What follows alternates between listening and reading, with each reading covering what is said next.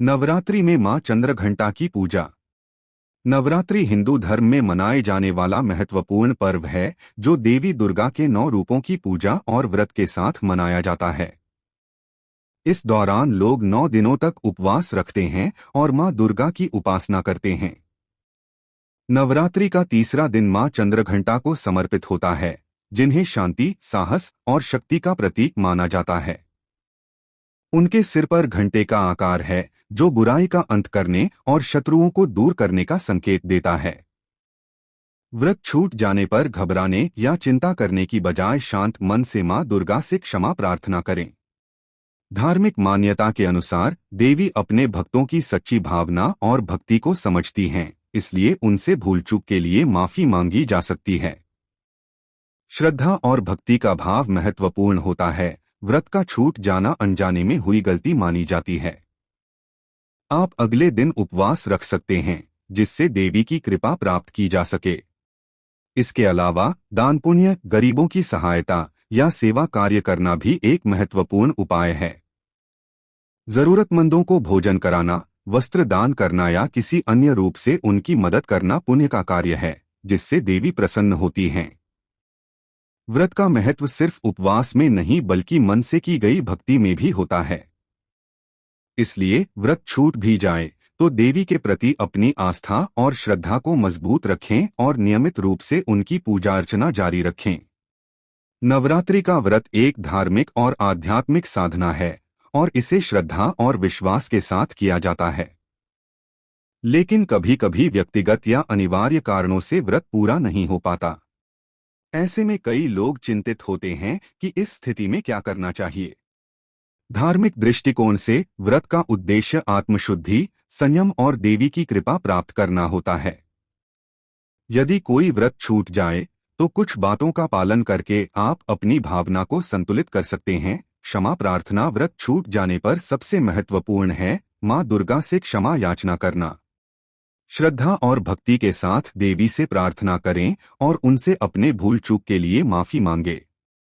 देवी अपने भक्तों की सच्ची भावना को समझती हैं और उन्हें क्षमा करती हैं। अगले दिन उपवास, यदि किसी कारणवश आपका व्रत छूट जाए तो अगले दिन उपवास रख सकते हैं। इसे मान्यता है कि अगले दिन किए गए उपवास से भी देवी की कृपा प्राप्त की जा सकती है।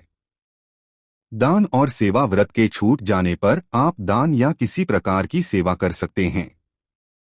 किसी जरूरतमंद व्यक्ति को भोजन कराना, वस्त्र दान करना या गरीबों की सहायता करना पुण्य का काम है जो देवी को प्रसन्न करता है।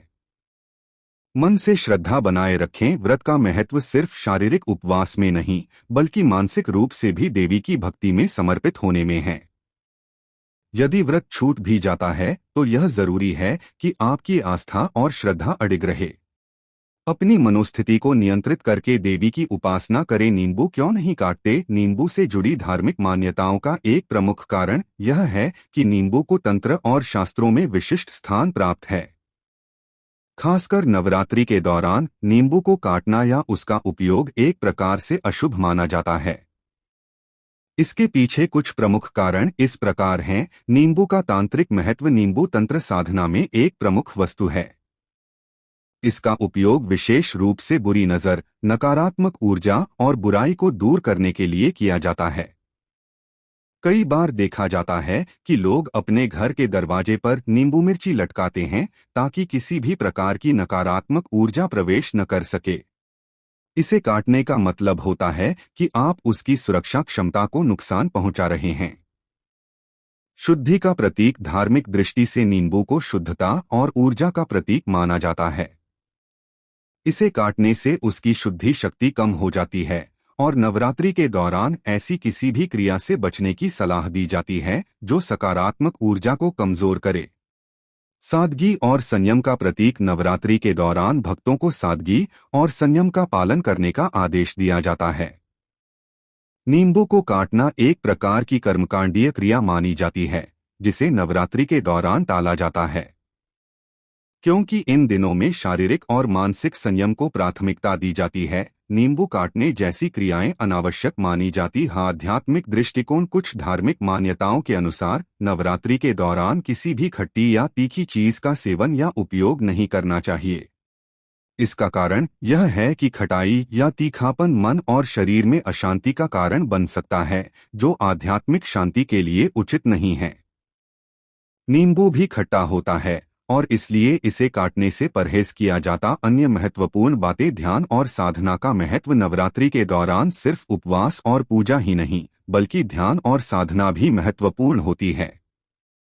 ध्यान के माध्यम से आप अपने मन को शांत कर सकते हैं और देवी की कृपा प्राप्त कर सकते हैं। मां चंद्रघंटा की उपासना में ध्यान का विशेष महत्व है, क्योंकि वे आंतरिक शांति और शक्ति का प्रतीक मानी जाती हैं। भोग का महत्व। नवरात्रि में मां चंद्रघंटा को दूध और दूध से बने पदार्थों का भोग लगाया जाता है। इससे भक्तों को मानसिक शांति प्राप्त होती है और उनके कष्ट दूर होते हैं। भक्तों का मानना है कि मां चंद्रघंटा की कृपा से उनके जीवन में शांति और समृद्धि आती है। सिंहवाहिनी। मां चंद्रघंटा का स्वरूप। मां चंद्रघंटा का वाहन सिंह है, जो शक्ति और साहस का प्रतीक है। उनके हाथ में कई प्रकार के शस्त्र होते हैं, जो यह दर्शाते हैं कि वे अपने भक्तों की हर प्रकार की बुराई और संकट से रक्षा करती हैं। उनके सिर पर घंटे का आकार होता है, जिससे उनका नाम चंद्रघंटा पड़ा। इस घंटे की ध्वनि से बुरी शक्तियां दूर भागती हैं। रोगों से मुक्ति। धार्मिक मान्यता है कि मां चंद्रघंट